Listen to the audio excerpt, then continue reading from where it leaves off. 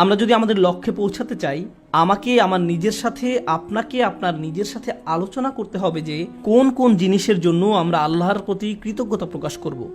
যে কেউ কৃতজ্ঞতা প্রকাশ করে সে তা নিজের কল্যাণেই করে। হয় আমি সবসময় লোভী এবং অসুখী, যেমন আমি আমার সম্পর্কগুলো নিয়ে অসুখী, আমার সন্তানদের নিয়ে অসুখী, আমার পিতামাতাকে নিয়ে অসুখী, বন্ধুদের নিয়ে অসুখী, চাকরি নিয়ে অসন্তুষ্ট, যে জামা কাপড়গুলো পরিধান করি তা নিয়ে অসন্তুষ্ট, আমার চেহারা নিয়ে অসন্তুষ্ট, পড়ালেখা নিয়ে অসন্তুষ্ট, আমার সম্পর্কে মানুষের মতামত নিয়ে আমি অসন্তুষ্ট। এভাবে সব সময় আমি কিছু না কিছু নিয়ে অসন্তুষ্ট থাকি। আমি এমনই। আপনার অবস্থা যদি এমন হয়, আপনি সারাক্ষণ যদি বিভিন্ন জিনিস কামনা করতে থাকেন, এই আয়াতটি আমাদের শিক্ষা দিচ্ছে যে আপনি এর মাধ্যমে আসলে নিজেকেই কষ্ট দিচ্ছেন।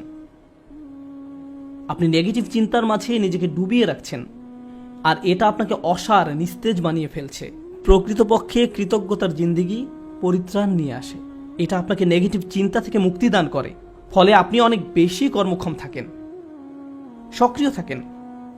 কৃতজ্ঞতা আপনাকে মানসিক শক্তি দান করে, আশাবাদী করে তোলে, উজ্জীবিত করে তোলে। আপনি এমন সব কাজ করতে পারেন যা অন্যথায় সম্ভব হতো না। আমার অভিজ্ঞতা হলো, আশা করি আপনাদের অভিজ্ঞতা এমন নয়, দুর্ভাগ্যক্রমে মুসলিম উম্মাহ হিসেবে আমরা নেতিবাচক চিন্তায় আসক্ত হয়ে পড়েছি।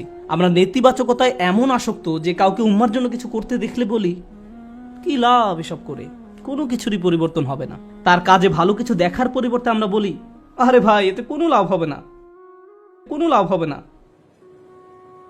অমুক অমুক সমস্যাগুলোর তো কোনো সমাধান হয়নি। ফিরে আসো, আমাদের সাথে নেগেটিভ ক্লাবে যোগ দাও। তুমি এত পজিটিভ চিন্তা কেন করো? অর্থাৎ কাউকে পজিটিভ দেখলে আমাদের কেমন যেন একটা গা জ্বালা করে। জিনিসটা তো এরকম হওয়ার কথা নয়।